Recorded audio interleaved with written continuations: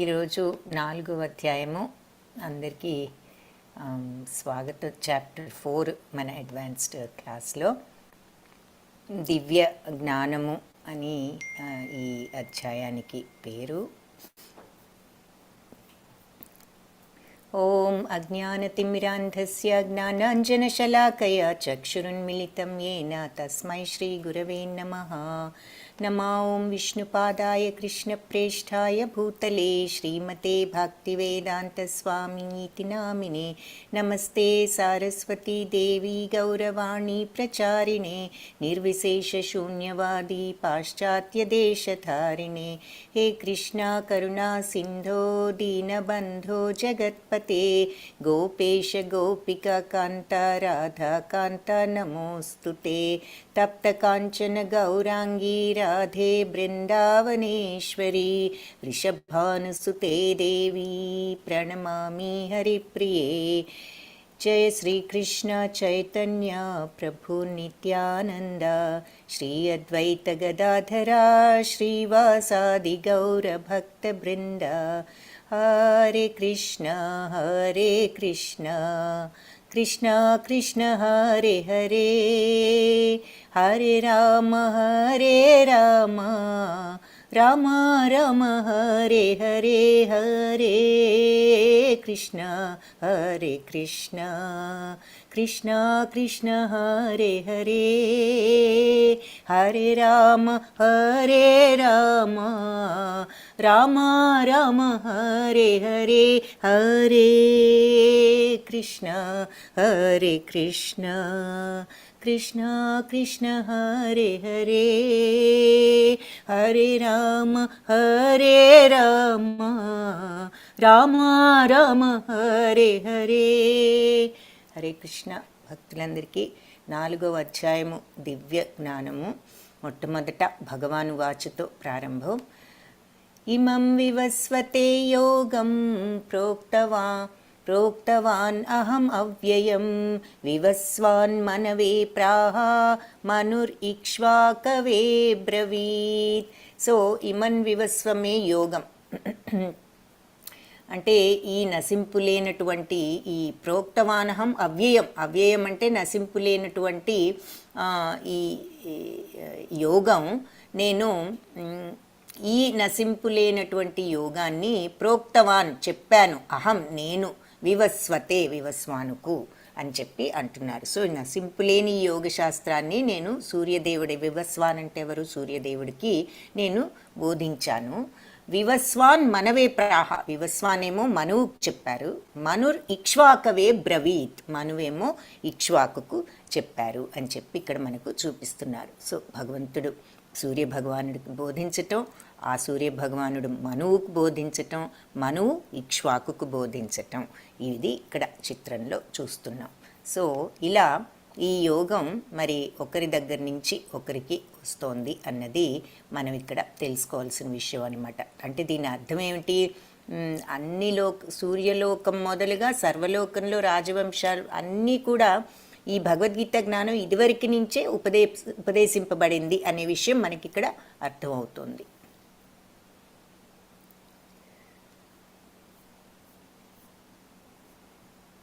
మరి సూర్యుడు సమస్త గ్రహాలకు రాజు కాబట్టి గ్రహాలన్నీ కూడా ఉష్ణము వెలుగు ప్రదానం చేస్తూ వాటిని నియమించే సూర్యభగవానుడు, సూర్యమండలాన్ని సూర్యభగవానుడు పాలిస్తూ ఉంటాడు. ఆయన భగవంతుడి ఆజ్ఞను అనుసరించి తన యొక్క కక్షలో పరిభ్రమిస్తూ ఉంటాడు. సూర్యుడు కూడా తన యొక్క ఆ కక్ష ఆయనకున్నది, అక్కడే ఆయన పరిభ్రమిస్తూ ఉంటాడు. సో భగవంతుడు ముందు ఈ సూర్య భగవానుడినే ప్రథమ శిష్యునిగా స్వీకరించి గీతా జ్ఞానాన్ని బోధించటం జరిగింది అని చెప్పి ఇక్కడ చెప్తున్నారు. కాబట్టి ఇది ఎప్పటి నుంచో వస్తోంది ఈ గ్రంథం. అయితే అంతేగాని మనం ఏదో ఇది ఊహాకల్పితం అని అనుకోవటం కాదు. ఇక్కడ స్వయంగా భగవంతుడే ఈ విషయం చెప్తున్నారు అని చెప్పి చెప్తున్నారు. కాబట్టి అంటే ఇక్కడ మళ్ళీ మన యొక్క కలియుగము ఇవన్నీ ఈ టైమింగ్స్ ఇక్కడ చూస్తున్నాం. సో మన కలియుగంలో 4,32,000 సంవత్సరాలు ఉన్నది కదా. కలియుగంలో ప్రస్తుతం 5,000 సంవత్సరాలు మాత్రమే గడిచాయి. దీనికి ముందున్న ద్వాపర యుగంలో మరి 8,64,000 సంవత్సరాలు, అంతకుముందు త్రేతాయుగంలో 12 లక్షల చిల్లర సంవత్సరాలు అలా ఉన్నాయి. దానికంటే ముందున్నటువంటి మరి త్రేతా కంటే ముందున్న సత్యయుగంలో 17 లక్షల చిల్లర అని చెప్పుకున్నాము. అలాగే 20 లక్షల సంవత్సరాల క్రితం మనువు ఈ శిష్యుడికి ఈ విషయం, ఈ భూమండలానికి రాజైన ఇక్ష్వాకుకు ఈ గీతా జ్ఞానాన్ని బోధించాడు అంటే అని చెప్తున్నారు. సో ప్రస్తుతం మనువు కాల పరిమితి ఎంత అంటే మరి 305,305,300,00,000 అంటే 1,10,00,000 10 కోట్లను 30 కోట్ల సంవత్సరాలు. అందులో మరి మళ్ళీ 120 కోట్ల సంవత్సరాలు మాత్రమే గడిచాయి. ఇవన్నీ జస్ట్ లెక్క అన్నమాట. మనకు మళ్ళీ ఒక పట్టిక ఉంది, అందులో ఇది క్లియర్గా చూడొచ్చు. సో ఎన్ని సంవత్సరాల క్రితం అనే విషయం తెలియటానికి అది చూస్తున్నాం. నెక్స్ట్ ఏం చెప్తున్నారు నెక్స్ట్ శ్లోకాలో, ఏవం పరంపరా జ్ఞానం ఏవం పరంపరా ప్రాప్తం ఇమం రాజర్షయో విదుః సకాలే నీహ మహతా యోగో నష్ట పరంతప. సో ఈ దివ్య జ్ఞానం ఈ రకంగా గురు శిష్య పరంపరల ద్వారా స్వీకరించబడింది. రాజర్షులందరూ కూడా ఈ రకంగా దీన్ని అర్థం చేసుకున్నారు. కానీ కాలక్రమంలో ఈ పరంపర అనేది క్షీణించిపోయింది అని ఈ యోగం, అందుకే ఈ యోగం కూడా నశించిపోయింది అని చెప్తున్నారు. అంతే కదా, మరి ఇంతకుముందు ఈ జ్ఞానం ఇలా గురు శిష్యులు ఒకళ్ళ దగ్గర నుంచి ఒకళ్ళకి చెప్పుకుంటూ వచ్చారు. భగవంతుడు సూర్య భగవానుడికి, ఆయన మను ఇక్ష్వాకుకు, ఇలా ఒకరి దగ్గర నుంచి ఒకరికి వస్తూ ఉంది. మధ్యలో ఎక్కడో ఈ పరంపరకి అడ్డు తగిలింది, బ్రేక్ తగిలింది. సో దాంతో ఈ జ్ఞానం స్లోగా తర్వాత వాళ్లకు అందకుండా పోయింది అని చెప్తున్నారు. సో ఇక్కడ ఫస్ట్ మనం ఈ లాస్ట్ చాప్టర్లో ఏం చూసామన్నది ఒక చిన్న సమరీ చూద్దాము. రినన్సియేషన్, కర్మ, సన్యాసం చెయ్యాలా మరి పని చెయ్యాలా నువ్వు అని అర్జునుడు అడిగిన ప్రశ్న. నిష్కామ కర్మ యోగం చెయ్యి అంటే భగవంతుడి కోసం అర్పిస్తూ ప్రతిఫలం మీద ఆసక్తిని, అటాచ్మెంట్ని వదులుకుని చెయ్యి అని చెప్పారు. అది ఆ తర్వాత కర్మకాండతో కర్మయోగం. కాబట్టి కర్మయోగం, అలాంటి పనులు చేస్తూ కర్మయోగాన్ని సాధించవచ్చు. లీడ్ బై ఎగ్జాంపుల్, మరి నువ్వు ఆచరించి చూపించు, మాటలతో కాదు అనేది కూడా చూసాము. యద్విద్ధి ప్రణిపాతేన, అది తర్వాత యద్యదాచరతి శ్రేష్ఠే తత్తద్దేవేతరో జన, అంటే ఎవరు ఆచరించి చూపించే గొప్పవాళ్లను జనులందరూ అనుసరిస్తారు, మాటలు కాదు ప్రాక్టీస్లో చూపించేవాళ్ళు అని చెప్తున్నారు. కాబట్టి నువ్వు కూడా ఈ రకమైన జీవితాన్ని గడుపు, ఆచరించి చూపించు అని అర్జునుడికి సలహా ఇచ్చారు. ఏ రకమైనది? నిష్కామ కర్మయోగంతో పనులు ఆ రకంగా ఆసక్తిని వదులుకుని నీ బాధ్యతను నువ్వు భగవంతుడికి అర్పిస్తూ చెయ్యి అని చెప్పారు. ఆయనకి నచ్చి, భగవత్ ప్రీతి అర్థం, ఆయనకి నచ్చే విధంగా చెయ్యి. గ్రేటెస్ట్ ఎనిమీ ఏమిటి? అన్నిటికంటే గ్రేటెస్ట్ ఎనిమీ ఎవరు చెప్పగలరు? దీనికి ఆన్సరు, ఇది important question.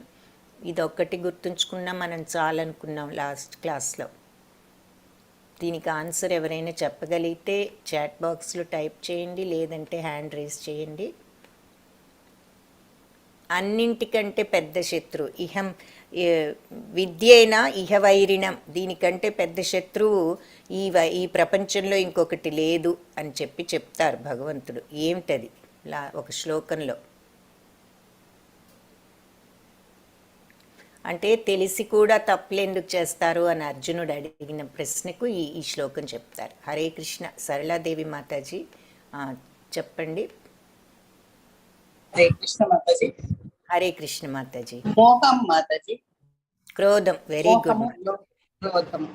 Yeah, very good. అవేమో మూడునేమో నరకానికి ద్వారాలు. కామక్రోధ తదాలోభ తస్మాత్ ఏ తత్రయం త్యజేత్ అని వేరే చాప్టర్లో చూస్తాం. మూడింటిని వదిలిపెట్టండి, అవి నరకానికి ద్వారాలు అని ఇదేమో కామయేష క్రోధయేష అని ఇది రజోగుణ సముద్భవ మహాశనో మహాపాప్మ విద్యేనం ఇహ వైరిణం. సో ఈ కామము క్రోధము, ఈ కామము క్రోధం అనేటటువంటి శత్రువు, పెద్ద శత్రువు ఇంకేది లేదు ఈ ప్రపంచంలో అని చెప్పారు. సో అది దీనికి ఆన్సర్ అనమాట. వెరీ గుడ్, ధన్యవాదాలు మాతాజీ. హరే కృష్ణ. హరే కృష్ణ మాతాజీ, ధన్యవాదాలు. హరే కృష్ణ మాతాజీ. సో ఇక్కడ సూర్యదేవుడి కృష్ణ భగవానుడు గీతను ఎప్పుడు బోధించాడు అంటే, ఆన్సర్ మనం 27 సార్లు 4 యుగ చక్రాలు అయిపోయాయి ఇప్పటికి అని చెప్తున్నారు. మరి 4 యుగ చక్రాలు కలిపితే ఒక దివ్య యుగం, ఒక కల్పయుగం అనుకుని, ఒక కల్పం. సో ఇలాంటి సత్య, త్రేత, ద్వాపర, కలియుగం కలిపి 4 యుగాలు.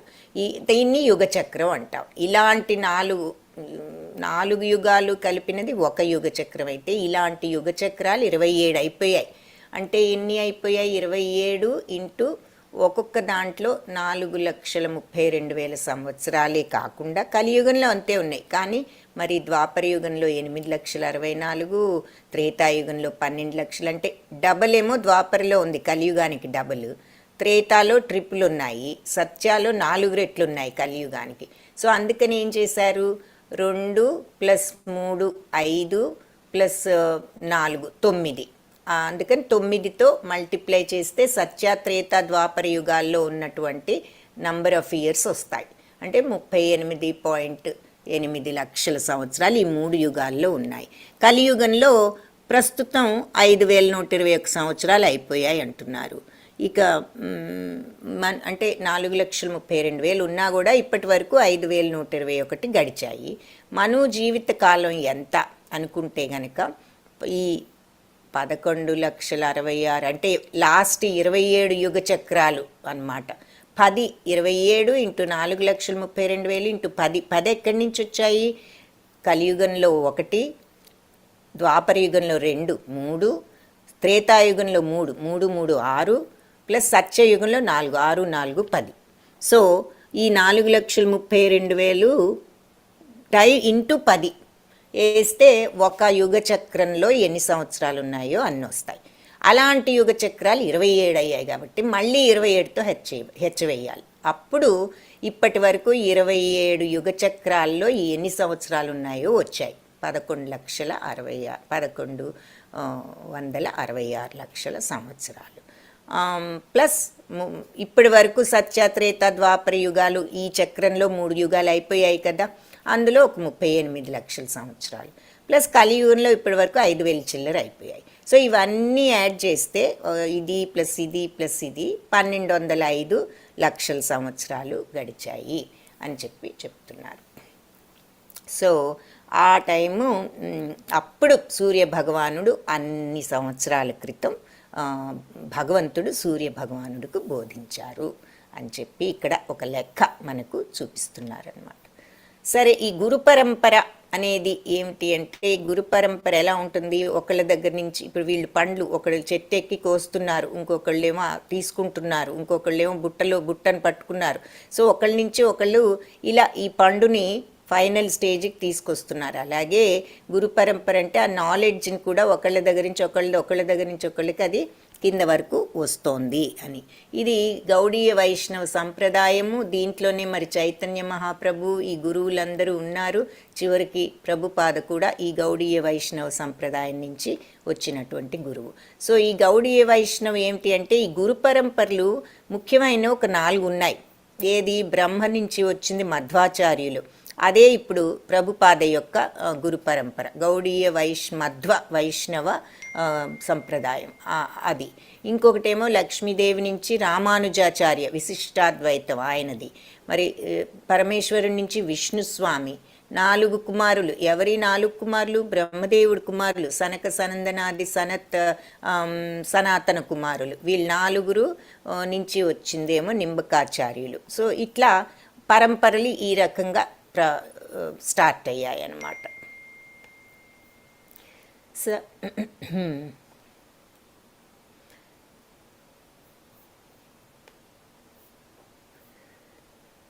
ఈ పరంపర గురించి ఇక్కడ అందుకని చూస్తున్నాం. సో ఇది గురు శిష్య రూపంలో ఈ పరంపర వచ్చింది అని చెప్తున్నారు.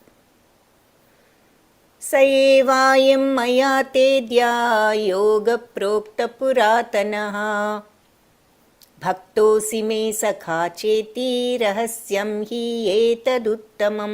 అర్జునుడి అర్హత ఏమిటి అంటే, అర్జునుడు మరి ఆ, స్నేహితుడు కృష్ణుణ్ణి భగవంతుడని అంగీకరించినవాడు, దేవాది దేవుడని భగవంతుణ్ణి గుర్తించినవాడు అని చెప్పి చెప్తున్నారు. సో ఈ శ్లోకానికి అర్థం ఏమిటి అంటే, నువ్వు నా భక్తుడవు, నా స్నేహితుడు కాబట్టి ఈ శాస్త్రం సయేవాయం మయా తేద్య యోగ ప్రోక్త పురాతన, ఈ పురాతనమైన యోగాన్ని నీకు ప్రోక్త చెప్తున్నాను. భక్తోసిమే సఖ, నువ్వు నా భక్తుడివి, నా ప్రియ స్నేహితుడివి కాబట్టి చేతి రహస్యం చ ఇతి అంటే ఈ స్నేహితుడివి భక్తుడివి, చ అంటే కూడా కాబట్టి నీకు ఈ రహస్యం హేతదుత్తమం, ఈ రహస్యాన్ని నిశ్చయంగా ఉత్తమమైన దివ్యమైన ఈ రహస్యాన్ని, ఈ యోగాన్ని నీకు చెప్తున్నాను. ఎందుకంటే నువ్వు నా స్నేహితుడివి భక్తుడివి కూడా కాబట్టి అని చెప్పి చెప్తున్నారు. సో భగవంతుడు ఈ భగవద్గీత అనేది చెప్తున్నారు అంటే దానికి ఒక అర్హత అనేది ఉండాలి. అర్జునుడికి 2 అర్హతలు ఉన్నాయి, ఆయన భక్తుడు, ప్రియ స్నేహితుడు కూడా అని. అర్జున ఉవాచ, ఇది విన్నాక అర్జునుడు అంటున్నాడు, అపరం భవతో జన్మ పరం జన్మ వివస్వతః కథమేతద్విజానీయాం త్వమాదౌ ప్రోక్తవానితి. అర్జునుడు సూర్యదేవుడైన వివస్వానుడు జన్మచే నీకంటే పూర్వుడు, అలాంటప్పుడు నీకు ఈ జ్ఞానాన్ని అతనికి ఉపదేశించితివి అనుటను నేను ఎలా అర్థం చేసుకోగలను అంటే, అర్జునుడు ఏమంటున్నాడు, నువ్వేమో మరి వివస్వానికి చెప్పానంటున్నావు, ఆయనేమో మరి ఎప్పుడో ఆదిలోనే నేను ఆయనకి చెప్పానంటున్నావు, మరి వివస్వానేమో ఎప్పుడో నీకంటే ముందే ఈ సూర్యభగవానుడు ఉన్నాడు, నువ్వు ఇలా అంటున్నావు, నాకు ఎలా అర్థం చేసుకోవాలి, ఈ విషయం నాకు అర్థం కావటం లేదు అని అర్జునుడు అన్నాడు. సో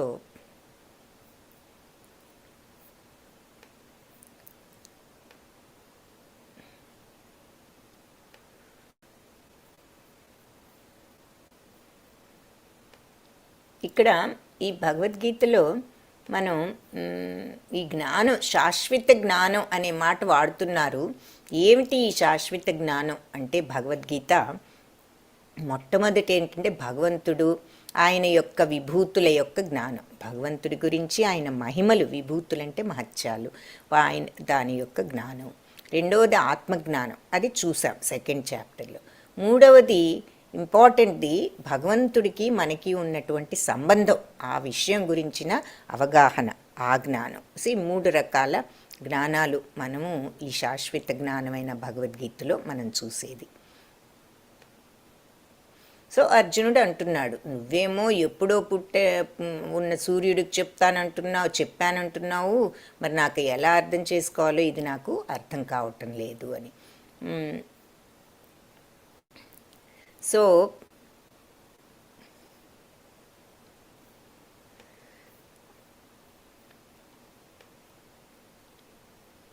శ్రీభగవానువాచ, భగవంతుడిచ్చిన సమాధానం, బహూని మే వ్యతీతాని జన్మాన తవ అర్జున తాన్యహం వేద సర్వాణి నత్వం వేత్త పరంతప. సో భగవంతుడు అంటున్నారు, పరంతప ఇక్కడ తప్పుపడింది. పరంతప అంటే శత్రువులను తప్పింపజేసేవాడా అంటే భయపెట్టేవాడా అంటే అంత గొప్ప వీరుడు అని అర్థం. నీకు మరియు నాకు చాలా జన్మలు గడిచాయి, అవన్నీ కూడా నాకు జ్ఞాపకం ఉన్నాయి, నీకు మాత్రం అవి ఏది కూడా గుర్తులేవు అని చెప్పి చెప్తున్నారన్నమాట.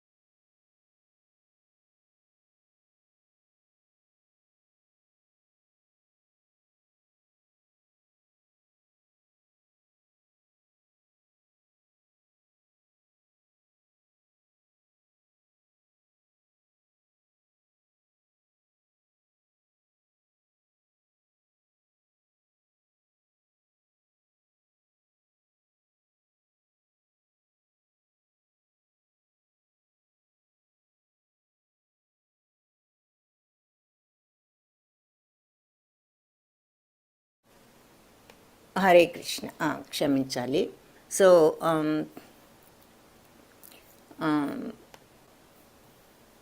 అది సూర్యభగవానుడు మరి నీకంటే ముందే జన్మించాడు కదా, ఇది ఎలా నేను అర్థం చేసుకోవాలి అని అన్నదానికి ఆయన చెప్పిన సమాధానం, నీకు నాకు ఎన్నో జన్మలు గడిచాయి, నా గుర్తుంది నీ గుర్తు లేదు అని చెప్పి భగవంతుడు చెప్తూ స్టార్ట్ చేశారు. ఆ తర్వాత ఏం చెప్తున్నారు, యదా యదా హి ఇంపార్టెంట్ శ్లోక, మీకు తెలిసే ఉంటుంది, ఇది నెక్స్ట్ శ్లోక చాలామందికి బైహార్ట్ వస్తాయి. యదా యదా హి ధర్మస్య గ్లానిర్భవతి భారత అభ్యుత్థానమధర్మస్య తదాత్మానం సృజామ్యహం. యదా యదా హి ధర్మస్య అంటే ఎప్పుడైతే ధర్మం క్షీణిస్తుందో, ఎప్పుడైతే అధర్మం పెరిగిపోతుందో అప్పుడు నేను ఉద్భవిస్తాను అని చెప్పి భగవంతుడు ఇక్కడ చెప్తూ జరిగిందనమాట.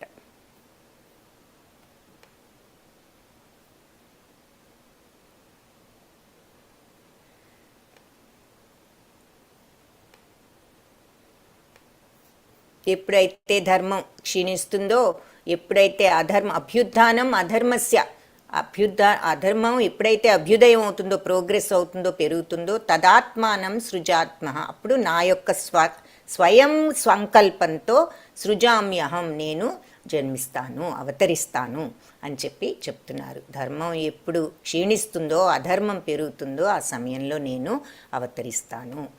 ఇంకా ఏమంటున్నారు, ఎందుకు అవతరిస్తారు, ఎప్పుడు అవతరిస్తారో చూసాం. ఎందుకు అవతరిస్తారు, అవతరించి ఏం చేస్తారు, పరిత్రాణాయ సాధూనాం వినాశాయ చ దుష్కృతాం ధర్మ సంస్థాపనార్థాయ సంభవామి యుగే యుగే. పరిత్రాణాయ సాధూనాం, సాధువులను రక్షించటానికి, వినాశాయ చ దుష్కృతాం, దుష్టులను వినాశనం చేయటానికి, నాశనం చేయటానికి, శిక్షించటానికి, ధర్మ సంస్థాపనార్థాయ, ధర్మాన్ని మళ్ళీ ధర్మాన్ని సంస్థాపన చేయటానికి, సంభవామి నేను అవతరిస్తాను, యుగే యుగే, ప్రతి యుగంలోనూ అని చెప్పి చెప్తున్నారు. సో మంచి శ్లోకాలు, ఇంపార్టెంట్ శ్లోకాస్. సో అందరూ వీలైతే నేర్చుకోండి. కంసవధ ఇక్కడ చూపిస్తున్నారు, వెనకాల బలరాముణ్ణి చూస్తున్నాం. అంటే దుర్మార్గులను మరి శిక్షించటానికని చెప్పారు కదా, మరి మంచి వాళ్లను కాపాడటానికి అని. సో అది ఇక్కడ చూస్తున్నాం. సరే, మరి కంసుడు పుట్టిన తర్వాత చెరసాలలో వేయటం, కంసుడు తల్లిదండ్రులను అక్కడ భగవంతుడు అవతరించి వీళ్ళకి చెప్పటం, దేవకి వసుదేవులకు, ఆ తర్వాత ఏ రకంగా ఆ బిడ్డను రక్షించాలో కూడా బోధించటము. అందుకని వాళ్ళ ఆ ప్లాన్ ప్రకారంగా ఈ ఆదిశేషుడు పడగ పడితే ఆయన ఆ వర్షంలో తీసుకువెళ్ళి వీళ్ళంతా కూడా భగవంతుడి మాయతో వీళ్ళు నిద్రించటం, గేట్లు ఆటోమేటిక్గా ఓపెన్ అవటం, అప్పుడు ఆయన తీసుకువెళ్ళి నందమహారాజు ఇంట్లో పెట్టటం, ఇవన్నీ కూడా మనకి ఇక్కడ చూపిస్తున్నారు. సో భగవంతుణ్ణి తెలుసుకోవటం వల్ల కలిగే ఉపయోగం అసలు ఏమిటి, ఇవన్నీ చూసాము. భగవంతుణ్ణి తెలుసుకోవటం వల్ల ఏమిటి మనకు వచ్చే లాభం అంటే, జన్మ కర్మ చ మే దివ్యం ఏవం యో వేత్తి తత్వతః త్వక్త్వా దేహం పునర్జన్మ నైతి మామేతి స అర్జున.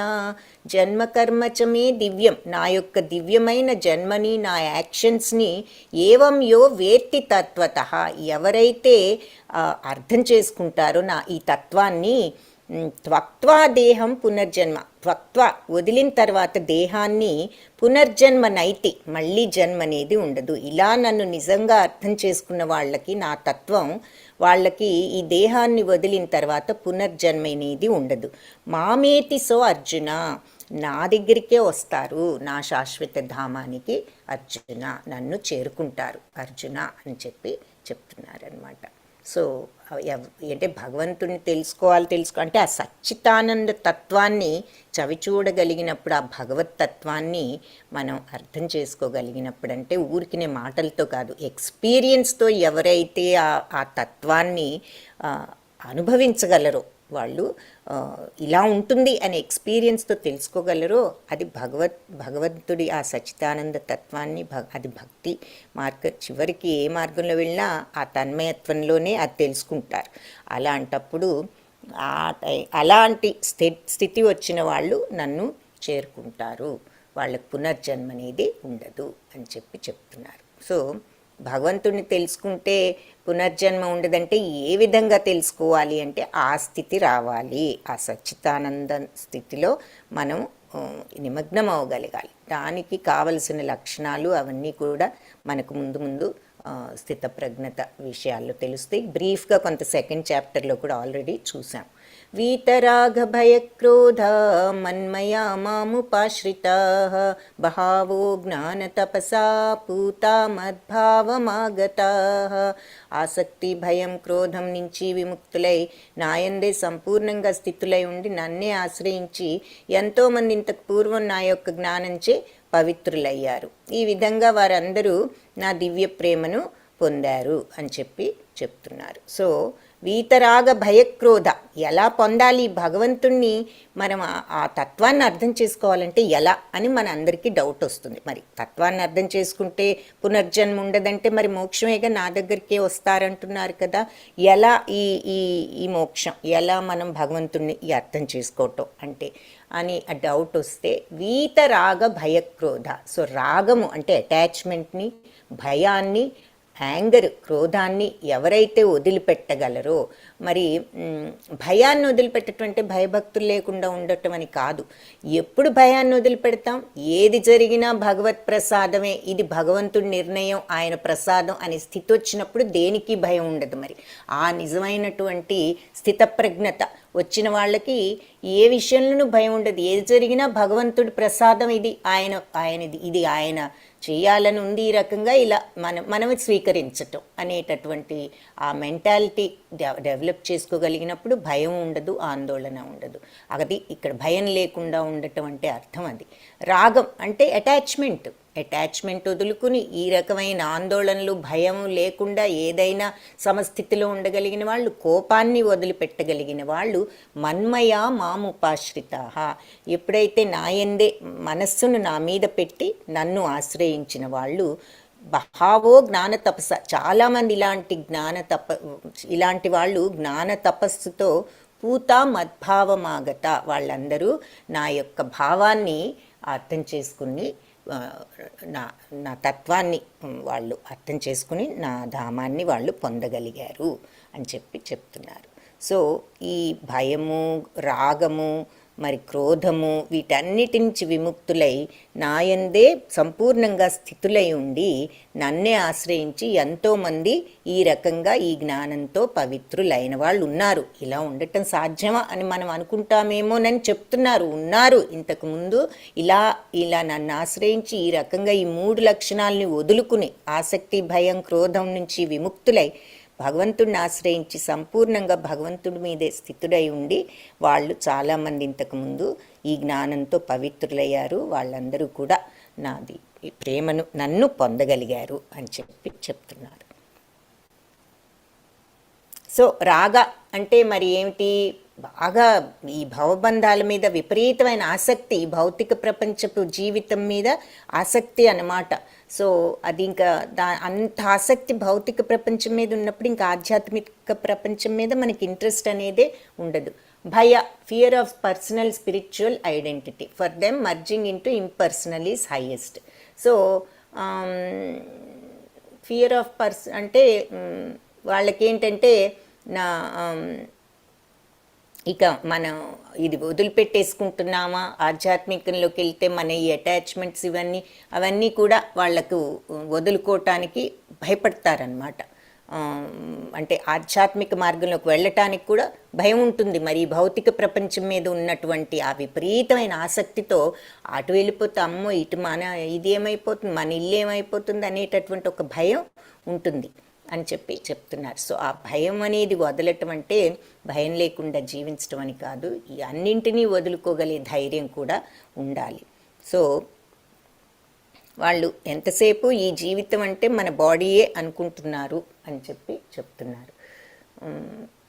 అంటే నీటి ఇప్పుడు సముద్రంలో బుడగలు ఉంటాయి, అవన్నీ మళ్ళీ సముద్రంలోకి కలిసిపోతూ ఉంటాయి అని ఏదో వాళ్ళు చెప్తూ ఉంటారు, ఇందులో ఏముంది అన్నట్లుగాను.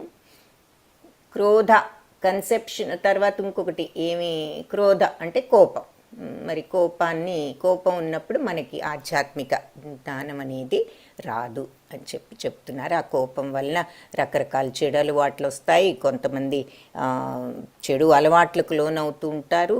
ఇంకా ఆధ్యాత్మికత అనేది క్రోధం ఉన్న వాళ్లకు రావటం కష్టం అని చెప్తున్నారు ఈ 3 గుణాల గురించి. సో ఇంకపోతే 3 రకాలుగా భగవంతుణ్ణి మనం గుర్తించవచ్చు. కొంతమంది మరి భగవంతుడి రూపం, పరమాత్మ రూపం, లేదంటే బ్రహ్మం అనేటటువంటి రూపంతో కూడా కొందరు భగవంతుణ్ణి పొందగలుగుతున్నారు. సో పూర్తిగా భగవంతుణ్ణి పొందగలిగింది ఎవరు అంటే శుద్ధ భక్తులు అని చెప్తున్నారు. ఇది జస్ట్ ఒక చిన్న అనాలిసిస్ అన్నమాట.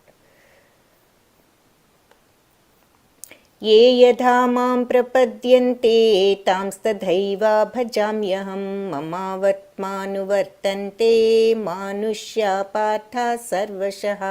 ఎవరు ఏ విధంగా నన్ను శరణు ఏ యథా మాం ప్రపద్యంతే, ఎవరు ఏ రకంగా నన్ను శరణు వేడతారో, ప్రపద్యంతే అంటే శరణు వేడటం, తాంస్తథైవ భజామ్యహం ఆ విధంగా నేను వారిని అనుగ్రహిస్తాను. వాళ్ళు ఏ రకంగా నన్ను పూజిస్తే దానికి తగ్గట్లుగా నేను వాళ్ళను అనుగ్రహిస్తాను అని చెప్పి మమ వర్త్మానువర్తంతే మనుష్య పార్థ సర్వశః.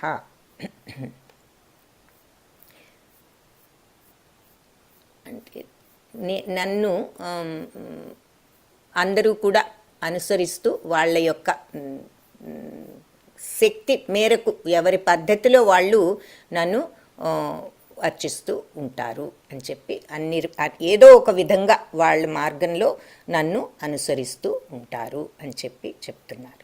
సో భగవంతుడు అనేక రూపంలో భగవంతుణ్ణి అనుసరిస్తున్నారు అని చెప్పి భాష్యంలో చెప్పేది ఏమిటంటే, నన్ను ప్రతి ఒక్కరూ నా మార్గంలో ఉంటారు, ఎవరు ఏ రకంగా శరణు వేడితే వాళ్ళని ఆ రకంగా నేను అనుగ్రహిస్తాను. సో కొంతమంది నిరాకార రూపంలో భగవంతుని శరణు వేయడచ్చు, కొందరు సాకార రూపంలో వేయడచ్చు.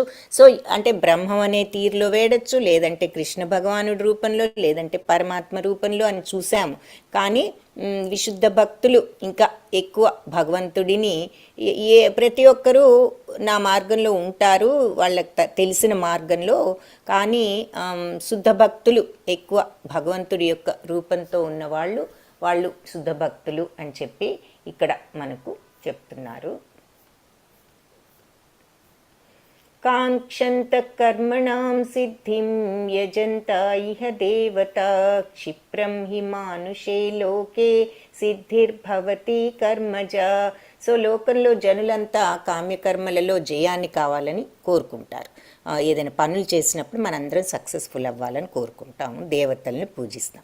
ఈ జగత్తులో ఏంటి, కామ్యకర్మలన్నీ కూడా శీఘ్రంగా ఆ పూజల వల్ల మనకు కావాల్సినవన్నీ కూడా వస్తున్నాయి. సో నెక్స్ట్ అయితే చాతుర్వర్ణం మయా సృష్టం గుణకర్మ విభాగశః తస్య కర్తారమపి మాం విద్య కర్తారమవ్యయం. సో నేను ఈ 4 వర్ణాలు కూడా నేనే సృష్టించాను. ఎలా అంటే గుణకర్మలను బట్టి విభాగం చేశాను. వాళ్ళ యొక్క గుణాలు సత్వగుణమా, రజోగుణమా, తమో గుణమా అన్న దానిని బట్టి డివిజన్ జరిగింది. తస్య కర్తారమపి మాం. సో విద్య కర్తారం అవ్యయం. సో వీటన్నిటికీ నేను కర్తనైనా కూడా అంటే ఈ జీవన విధానాన్ని అంతా కూడా నేనే అరేంజ్ చేశా. దాని డూవర్ని నేనే, చేసిన వాడిని నేనే, కర్తను నేనే. విద్య కర్తారం అవ్యయం. కానీ నేను అవ్యయుడను అవ్వటం చేత అకర్తగానే నన్ను నువ్వు అర్థం చేసుకోవాలి అని చెప్తున్నారంటే, భగవంతుడి 4 వర్ణాలు సృష్టించినా, నేను ఈ పని చేసినా కూడా నేను కర్మ చెయ్యని వాడి కిందే వస్తా. అకర్త అంటే ఏమిటి, ఈ అకర్మ చేసేవాడు. అకర్మ అంటే ఏమిటి, ఏది చేయకుండా లేజీగా కూర్చోవటం కాదు అకర్మ అంటే. అకర్మ అంటే ఏ పని చేసినా భగవంతుడికి అర్పిస్తూ ఆసక్తి లేకుండా చేసినప్పుడు ఆ ప్రతిఫలం అంటకుండా ఉండేటటువంటి పని, అది అకర్మ. కానీ మనలాంటి వాళ్ళకి అది మనం ఫాలో అయ్యి ఏ స్థితికి వెళ్ళగలుగుతా ఉంటే, అది కరెక్ట్గా మనం చేసినట్లయితే చివరికి భక్తి యోగంలోకి వెళ్ళి మనము ఆ నిజమైన అకర్త స్టేజ్కి వెళ్ళిపోతాం, ఆ కర్మ స్టేజ్కి. అదేమిటి? ఆ నిత్యానందం, భగవంతుడు ఆ నిత్యానందం ఎప్పుడైతే మనం అనుభవించగలుగుతామో, ఎక్స్పీరియన్స్ చేయగలుగుతామో, ఆ స్టేజ్లో ఇంకా మనకు ఏది కూడా అక్కర్లేదు. ఇంకా ఏ పని చేయకపోయినా పర్వాలా, మనం ఆ స్టేజ్ చేరుకునే వరకు ఈ సాధన చెయ్యాలి. ఆ స్టేజ్ చేరుకున్న తర్వాత ఈ భౌతిక సంబంధించిన పనులు ఏవి కూడా చేయవలసిన అవసరం లేదు. అది అకర్త, ఆ అకర్మే నిజమైన అకర్త. భగవంతుడు అటువంటి అకర్త కాబట్టి భగవంతుడు ఈ పనులన్నీ చేస్తున్నా కూడా ఆయన అకర్తగానే ఉంటాడు, ఆయనకు కర్మలేవి అంటవు అని చెప్పి చెప్తున్నారు. సో నేనే కర్తనైనా అవ్యయుడను కాబట్టి నేను అకర్తగానే ఉంటాను అని ఎక్స్ప్లెయిన్ చేస్తున్నారు. నమాం కర్మాణి లింపంతి నమే కర్మ ఫలే స్పృహ ఇతి మాం యోభిజానాతి కర్మభిర్న సబధ్యతే. సో నన్ను ఏ కర్మ కూడా ప్రభావితం చేయలేదు, నేను ఎలాంటి కర్మఫలాన్ని కూడా నేను ఆశించను. నన్ను గురించి ఎవరైతే ఈ రకంగా ఈ సత్యాన్ని తెలుసుకుంటారో వాళ్ళు కూడా కర్మబంధాలతో బంధింపబడరు అని చెప్తున్నారు. సో ఎవరైతే భగవంతుడు ఏ కర్మతోనూ ప్రభావితం కాడు, ఎలాంటి కర్మఫలాన్ని కూడా ఆయన ఆశించడు అని ఎవరైతే ఈ సత్యాన్ని భగవంతుడి గురించి తెలుసుకుంటారో వాళ్ళు కూడా కర్మఫలంతో బంధింపబడరు. అంటే దాని అర్థం ఏమిటి? మనం కూడా తెలుసుకున్నాం విషయం, ఇప్పుడు చదివాము అర్థమైంది, అది కాదు. చదివి ఊరికినే అర్థం చేసుకోవటం కాదు, ప్రాక్టికల్గా మనం ఇది ఎక్స్పీరియన్స్ చేయగలిగినప్పుడు, అనుభవపూర్వకంగా ఈ సత్యాన్ని తెలుసుకున్నవాడు అని అక్కడ అర్థం అన్నమాట. సో ఈ కర్మను ప్రభావితం భగవంతుడు ఏ కర్మకు ప్రభావితం చేయలేడు. మనం కూడా ఏ కర్మకు ప్రభావితం అవ్వకుండా, అంటే యాక్షన్స్ ఆ కాన్సిక్వెన్సెస్కి మనం మీద రాగద్వేషాలు వదులుకోగలిగినప్పుడు, ఎఫెక్ట్ అవ్వకుండా ఉండగలిగినప్పుడు, అప్పుడు కర్మఫలాన్ని ఆశింపకుండా ఉండగలిగినప్పుడు మనం కూడా ఈ కర్మబంధాల నుంచి బంధింపబడము, బయటపడతాము అని చెప్తున్నారు. సో రెండు విషయాలు, ఒకటి కర్మ ప్రభావితం చేయకుండా ఉండగలగాలి అంటే ఎలా ఉన్నా మనం రియాక్ట్ అవ్వకుండా ఉండాలి, అది నంబర్ 1. నంబర్ 2 ఏంటి? కర్మఫలాలను అసలు ఆశించవద్దు. అవి ఏదైనా నువ్వు ఆశించకు, అంటే వాటి ఆశించొద్దంటే ఏదైనా వస్తే ఇచ్చేయి వదిలిపెట్టేయని కాదు, ఏదైనా స్వీకరించడానికి రెడీగా ఉండు, ఒకే రకంగా చూడు, అది ప్లస్ అయినా మైనస్ అయినా అని చెప్తున్నారు. తర్వాత వాటి వల్ల నువ్వు ఎఫెక్ట్ అవ్వవద్దు అని చెప్తున్నారు. అది భగవంతుడి తత్వం. ఈ తత్వాన్ని ఎవరైతే ఈ రకంగా ఎక్స్పీరియన్స్ చేయగలుగుతారో అదే రకంగా వాళ్ళు కూడా కర్మబంధాల నుంచి విముక్తులవుతారు అని చెప్తున్నారు. ఏవం జ్ఞాత్వా కృతం కర్మ పూర్వైరపి ముముక్షుభిః గురు కర్మైవ తస్మాత్వం పూర్వతరం కృతం. సో పూర్వకాలంలో ముక్త పురుషులందరూ ఈ దివ్యతత్వాన్ని, ఈ అవగాహనతోనే కర్మలు అనరించారు. సో ఇదివరకు ముక్త పురుషులంటే ఎవరు? ముక్తి పొందిన వాళ్ళంతా ముక్తి పొందారంటే మరి దాని అర్థం ఏంటి? ఎలా పొందగలిగారు? ఈ దివ్యతత్వాన్ని, ఈ అవగాహన ఉండబట్టి ఇలా కర్మలను వనరించి వాళ్ళంతా ముక్తులు అయ్యారు, విముక్తిని పొందారు. కాబట్టి నువ్వు కూడా వాళ్ళని అనుసరించుతూ ఇలా కర్మను చెయ్యి. ఎలా? నువ్వు ఆశించకుండా, ఎఫెక్ట్ అవ్వకుండా కర్మఫలాలను నువ్వు చెయ్యి, కర్మను ఆ రకంగా. కిం కర్మ కిం అకర్మేతి కవయోప్యత్ర మోహితాః తత్తే కర్మ ప్రవక్ష్యామి యజ్ఞాత్వా మోక్ష్యసే శుభాత్. కిం కర్మ, కర్మేమిటి? అకర్మాత్ కిం అకర్మేతి, అకర్మ అంటే ఏమిటి? కవయోప్యత్ర మోహితాః అంటే కవులు అంటే బుద్ధిమంతులు కూడా అత్ర ఈ విషయంలో మోహితులయ్యారు, భ్రాంతి పడుతున్నారు, అంటే కన్ఫ్యూజ్ అయిపోతున్నారు. తత్తే కర్మ ప్రవక్ష్యామి, ఆ కర్మను నీకు ఇప్పుడు చెప్తాను, ఎక్స్ప్లెయిన్ చేస్తా, వివరిస్తాను. యత్ జ్ఞాత్వా, ఈ జ్ఞానాన్ని తెలుసుకుని మోక్షసే శుభాత్, నువ్వు అన్ని అశుభాలను మోక్షస్యే శుభాత్ అంటే మోక్షస్ అశుభాత్, ఈ అశుభాలన్నిటి నుంచి కూడా నువ్వు విముక్తుడు అవుతావు ఈ జ్ఞానాన్ని తెలుసుకున్నట్లయితే. సో కర్మేమిటో అకర్మేమిటో ఇదేమిటో బుద్ధిమంతులకు కూడా తెలియక కన్ఫ్యూజ్ అయిపోతున్నారు, తెలివిగల వాళ్ళు కూడా.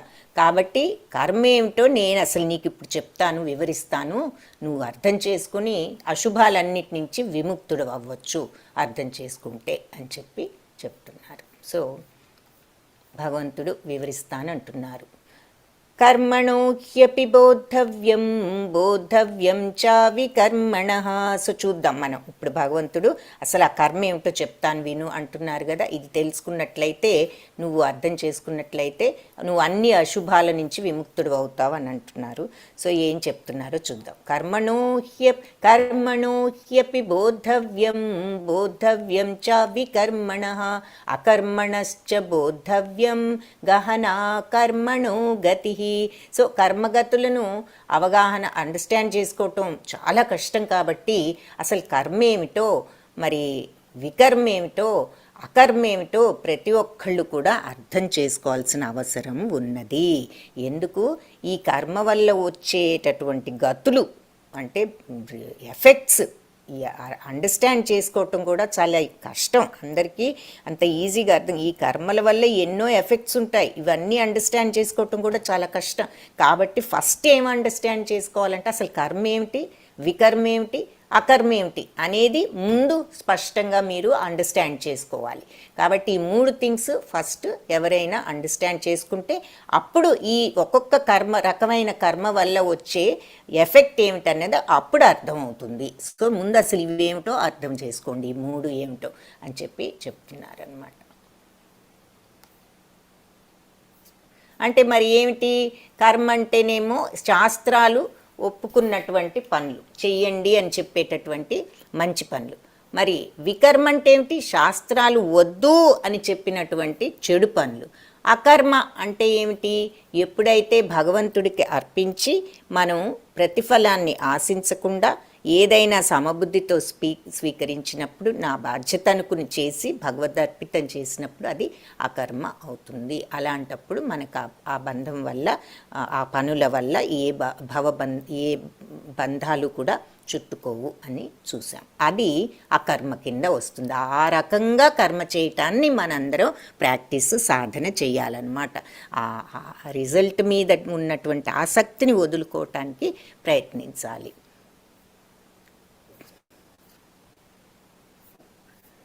కర్మణ్యకర్మయః పశ్యేద్ అకర్మణి చ కర్మయః సబుద్ధిమాన్ మనుష్యేషు సయుక్తః కృత్స్న కర్మకృత్. సో కర్మలో అకర్మ, కర్మణ్య అకర్మయః, కర్మలో అకర్మను చూసేవాడు. మరి కర్మణిచ కర్మయః, అకర్మలో కర్మను చూసేవాడు. అకర్మణిచ కర్మ, అకర్మలు అంటే కర్మలో అకర్మని, అకర్మలో కర్మని చూసేవాడు మనుష్యులలో బుద్ధిమంతుడు. నా బుద్ధిమాన్ మనుష్యేషు, సా బుద్ధిమాన్ మనుష్యేషు, నా కాదు సా, అతను మనుష్యులలో బుద్ధిమంతుడైన వాడు. సయుక్త కృత్స్న కర్మకృత్, అలాంటి వాడు అన్ని కార్యాలలో కూడా సక్సెస్ఫుల్ అవుతాడు. దివ్యస్థితి ఉంది, అన్ని కార్యాలలో నియుక్తుడైనా కూడా అతను దివ్యస్థితిలో ఉన్నవాడే అవుతాడు. అంటే ఏమిటి? అన్నీ చేస్తున్నా కూడా చెయ్యని వాడవుతాడు, ఏది చుట్టుకోవు అతనికి. ఎందుకు? కర్మలో అకర్మను చూస్తున్నాడు, అకర్మలో కర్మను చూస్తున్నాడు. అంటే పనిలో అకర్మను చూడటం అంటే ఏమిటి? నేను కాదు చేసేది, ఇది భగవత్ ప్రసాదం, ఆయన ప్రీతి అర్థం చేస్తున్నాను, నా బాధ్యత అనుకుని ఆ అకర్మతత్వాన్ని చేయటం, కృష్ణార్పణం అనుకుని చేయటం. తర్వాత అకర్మలో కర్మను గాంచేవాడు. సో ఇది ఎవరైనా చదివే వాళ్ళు ఉంటే ఒకసారి చదువుదాం, హ్యాండ్ రేజ్ చేయండి. ఇది ఇంపార్టెంట్ శ్లోకం. సో దీని మీనింగ్ కొంచెం చూస్తే మనకి ఈజీగా ఉంటుంది. హరే కృష్ణ. సరళ మాతాజీ. హరే కృష్ణ మాతాజీ. భాష్యం చదవండి మాతాజీ. అవును మాతాజీ. మీరు కావాలంటే మీనింగ్ కూడా చదవండి. ఈ భాష్యం చిన్నదే, సో మీనింగ్ కూడా చదవండి. ఇక్కడ కర్మయందు అకర్మ, కర్మయందు అకర్మను మరియు అకర్మయందు కర్మను గాంచువాడు మనుజులలో బుద్ధిమంతుడైన వాడు. అట్టివాడు అన్ని రకముల కర్మల యందు నియుక్తుడైనను దివ్యస్థితి యందు ఉన్నవాడే అగును. భాష్యం. కృష్ణ భక్తి భావన ఎందు కర్మను నరించువాడు సహజముగా అన్ని కర్మ బంధముల నుండి ముక్తుడై ఉండును. కర్మలన్నీను శ్రీకృష్ణుని ప్రీత్యర్థమే వనరింపబడినందున అతడు కర్మ ప్రభావముచే సుఖ దుఃఖములకు లోను కాడు. తత్కారణమున అతడు కృష్ణుని కొరకే అన్ని రకముల కర్మల యందు నియుక్తుడైనను మానవులలో అత్యంత బుద్ధిమంతుడుగా పరిగణింపబడును. అకర్మ అనగా కర్మ చేయకుండుట అని భావము. ఆత్మానుభవ మార్గములో కర్మఫలము అవరోధము కాకూడదని తలచి నిరాకారవాదులు భయముతో కామ్యకర్మల నుండి విరమింతురు. కానీ భక్తుడు మాత్రము భగవానుని నిత్య దాసునిగా తన స్థితిని చక్కగా ఎరిగి సదా భక్తిపరమగు కర్మల యందు నియుక్తుడై ఉండును. ప్రతిదినము కేవలము కృష్ణుని కొరకే చేయబడును.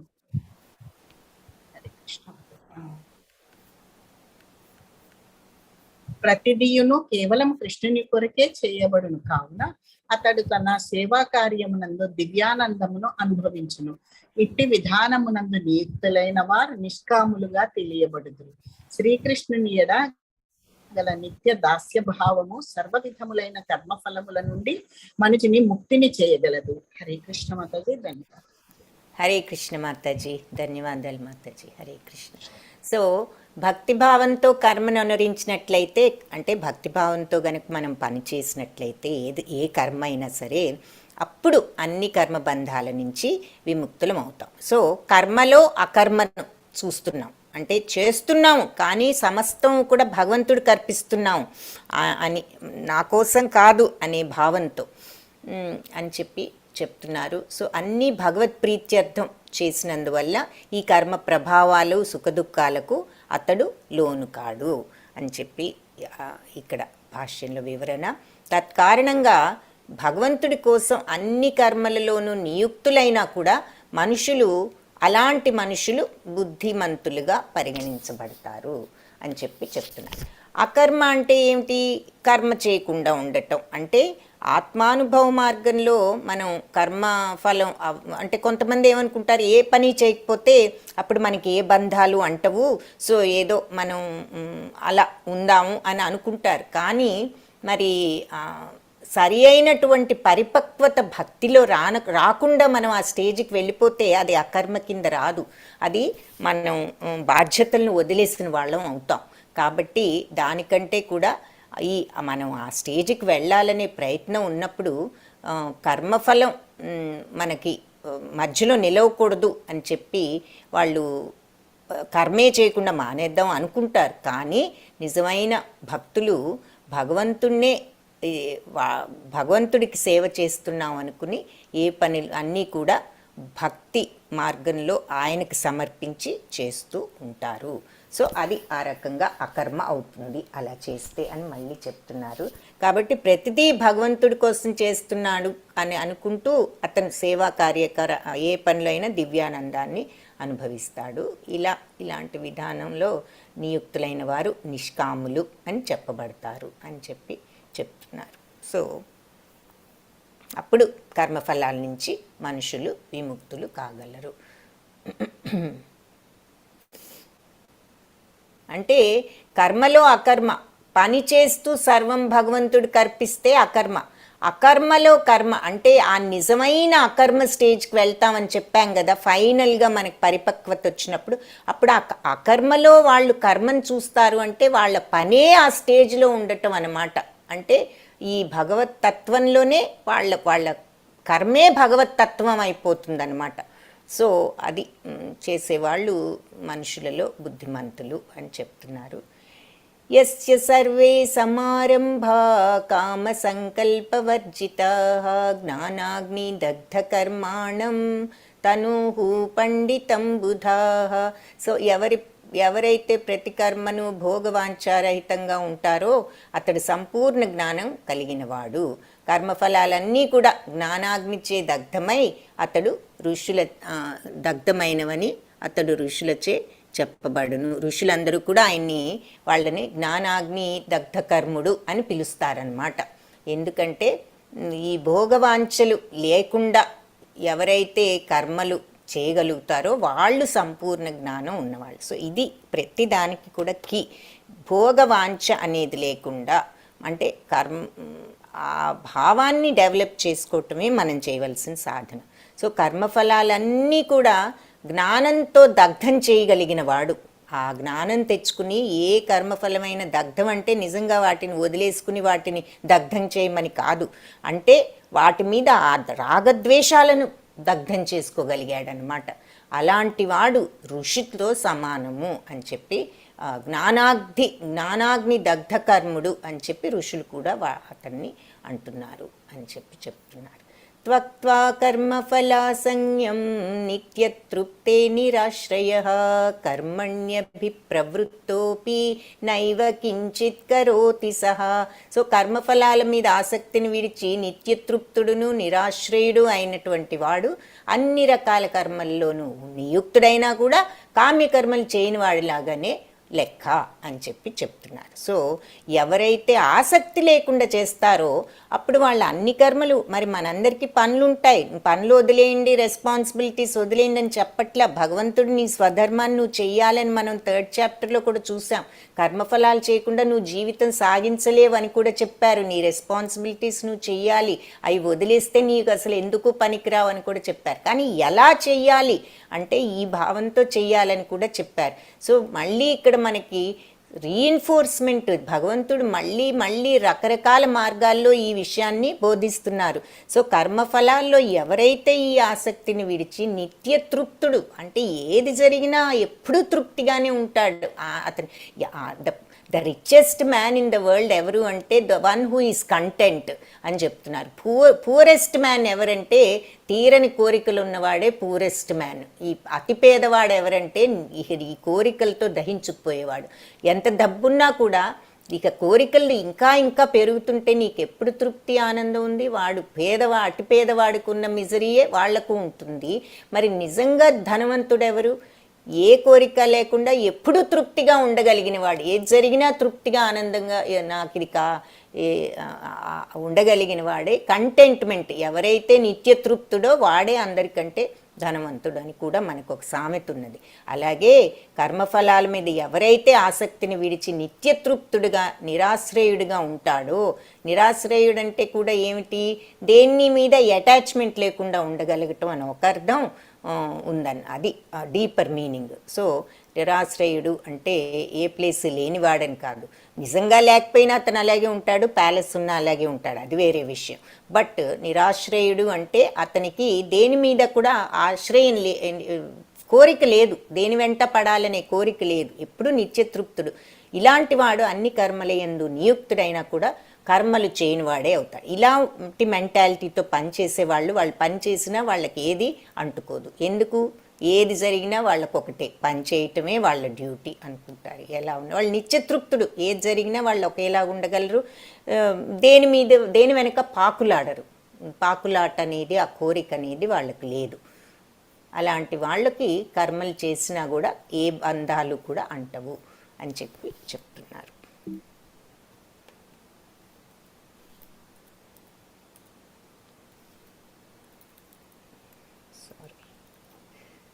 సో 21st శ్లోక చూసిన తర్వాత ఇక్కడ స్టాప్ చేద్దాము, హాఫ్ అవుతుంది. రేపు మిగిలిన కంటిన్యూ చేయొచ్చు.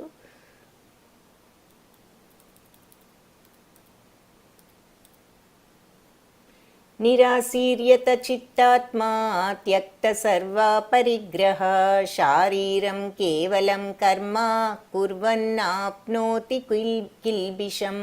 సో అలాంటి అవగాహన కలిగిన మనుషులు వాళ్ళు ఎలాంటి అవగాహన ఇక్కడ చెప్పారు కదా, కర్మఫలాల మీద ఆసక్తిని వదిలి నిత్యతృప్తుడు, దేని వెనక పడనివాడు, కోరికలు ఏ కోరికల వెనక పడనివాడు. అలాంటి మెంటాలిటీ ఉన్నవాళ్ళు, అలాంటి అవగాహన ఉన్న మనిషి వాళ్ళ నియమిత బుద్ధులచే, అంటే డిసిప్లిన్డ్ మైండ్తో వాళ్ళు తనకున్న వాటిపై సౌమ్యభావం వదిలి కేవలం జీవన అవసరాల కొరకే కర్మను అనురిస్తాడు.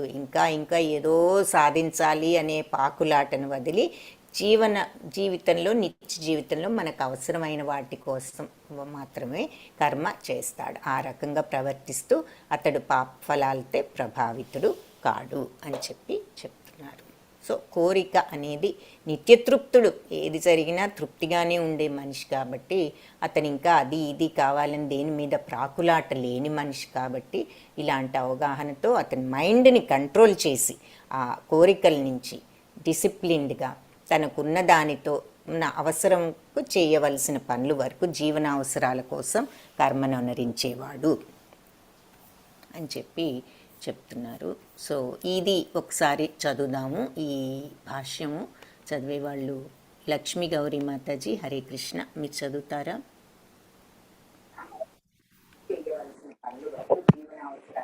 హరే కృష్ణ మాతాజీ. హరే కృష్ణ మాతాజీ. భాష్యం చదవండి మాతాజీ.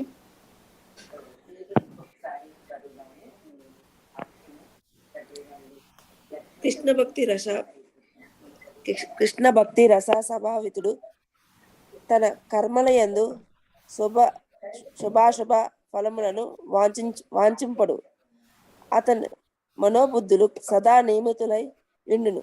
తాను శ్రీకృష్ణ భగవాన్ అంశయై ఉన్నందున అంశగా తనచే చేయబడి కార్యము వాస్తవమునకు తాను చేయటలేదనియు ఆ కార్యము తద్వారా భగవానునిచే వర్ణింపబడుచున్నదనియు ఎరుగును. దేహమునందరి హస్తము తనకు తోచని రీతిగా కాక దేహ అవసరార్థమే దాని ప్రోద్బలంతో చర్చించుచున్న విషయము తెలిసినదే. అదే విధముగా కృష్ణ భక్తుడైన వాడు స్వీయ భోగాభిలాష లేనందున సదా శ్రీకృష్ణ భగవానుని కోరికతోనే తాను ముడిపడియుండును. ఆ భక్తుడు యంత్రమందలి ఒక భాగము పనిచేయు రీతిగా వర్తించును. యంత్రము సరిగా పనిచేయుటకు యంత్రమండలి భాగమును శుభ్రపరచుట, తైలాదులతో పోషించుచుంటి వంటివి అవసరమైనట్లే భగవానుని దివ్యమగు సేవా కార్యమును సరిగ్గా నిలుచుచు నిమిత్తమే శ్రీకృష్ణ పారాయణుడి కర్మ ద్వారా దేహమును పోషించుకొంచున్నాను. కనుకనే తన కర్మ ఫలములన్నిటినీ అతడు అతీతుడై ఉండును.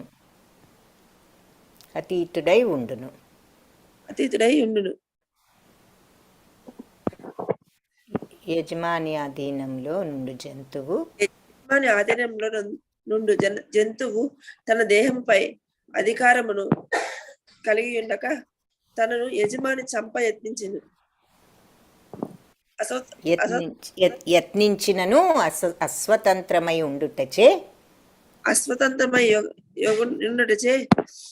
ప్రతిఘటన చేయదు. అంటే ఒక జంతువు ఒక దేహం మీద పాపం అధికారం కూడా వదిలేసుకుంటుంది. ఎవరైనా అంటే ఇప్పుడు వీళ్ళు ఉంటారు ఒక్కొక్కసారి జంతువులను, మేకలను, అటువంటి వాళ్ళు అది యజమాని చంపటానికి ప్రయత్నించినా కూడా పాపం ప్రతిఘటించదు. ఎందుకు? దాని దేహం మీద అధికారం అది వదిలేసుకుంది అని చెప్పి చెప్తున్నారు. ఓకే, చదవండి. భక్తుడు సైతము యజమాని ఆధీనంలో నుండు జంతువు వలె తన దేహంపై యజమానిత్వమును కలిగి ఉండడు. ఆత్మానుభవ కార్యమునందే మగ్నుడైన అతడు లౌకికమైన వాటిని పొందగలిగినంతటి తీరికను కలిగి ఉండడు. దేహ పోషణార్థమై అతడు అక్రమ మార్గముల ద్వారా ధనమును కూడబెట్టవలసిన అవసరం లేనందునే పాపము ఎన్నడను అంటబడడు. ఈ విధంగా ఆ భక్తుడు తన సమస్త కర్మఫలముల నుండి ముక్తుడై ఉండును. Very good. హరే కృష్ణ మాతాజీ, ధన్యవాదాలు మాతాజీ. సో అది ఇక్కడ అంటే మీనింగ్, శ్లోక మీనింగ్ ఏం చూసాము? ఎవరైతే ఇలాంటి ఇంట్రెస్ట్ లేకుండా, అంటే కోరిక లేకుండా ఎప్పుడూ తృప్తిగా ఉంటూ ఇలాంటి పనులతో మనస్సును కంట్రోల్ చేసుకుని ఇలా కర్మ చేసేవాళ్ళు వాళ్ళ యొక్క స్వామ్య భావాలను విడిచి, అంటే వాళ్ళ సెల్ఫిష్నెస్ను వదులుకుని కేవలం జీవిత అవసరాలు వరకు మాత్రమే కర్మలను చేస్తారు. అలా చేస్తూ వాళ్ళు పాపాలతో ప్రభావితులు కారు అని చెప్పారు. కాబట్టి కొన్ని ఎగ్జాంపుల్స్ ఆ రకంగా చేయటం గురించి చెప్పారనమాట భాష్యంలో. సో అంటే స్వీయ భోగాభిలాష లేకుండా భగవంతుడి కోరికతోనే ముడిపడి ఉంటూ ఆ భగవంతుడికి నచ్చే విధంగా పనిచేస్తూ ఉండటము. మరి అట్లా భగవంతుని ఆ రకంగా జీవిస్తూ ఈ భౌతిక భోగాల వల్ల కలిగే కోరికలు అటువంటివి చంపుకుని ఉండటం అని చెప్పి చెప్తున్నారు. ఆ రకంగా భక్తుడు సమస్త కర్మ ఫలితాల నుంచి విముక్తుడై ఉండవచ్చు. అంటే ఆత్మానుభవ కార్యంలోనే నిమగ్నమై అతను మామూలు పనులన్నిట్లో నిమగ్నం అవ్వకుండా ఇలా ఆధ్యాత్మిక పనులలో నిమగ్నమై ఈ రకంగా అతను కర్మఫలాల నుంచి విముక్తి పొందవచ్చు అని చెప్తున్నారు ఈ శ్లోకంలో. సో 21 శ్లోకాస్ చూసాము. నెక్స్ట్ 21 రేపు క్లాస్లో చూడొచ్చు. హరే కృష్ణ. సో డౌట్స్ ఏం లేకపోతే ఈరోజు క్లాస్ ఇంతటితో ఎండ్ చేద్దాం. హరే కృష్ణ శ్రీదేవి మాతాజీ. హరే ధన్యవాదాలు. హరే కృష్ణ మాతాజీ. వాంఛాకల్పతరుభ్యశ్చ కృపా సింధుభ్య ఏవ చ పతితానాం పావనేభ్యో వైష్ణవేభ్యో నమో నమః. హరే కృష్ణ. అందరికీ రేపు మళ్ళీ ఇదే సమయంలో ఈ చాప్టర్ని కంప్లీట్ చేద్దాం.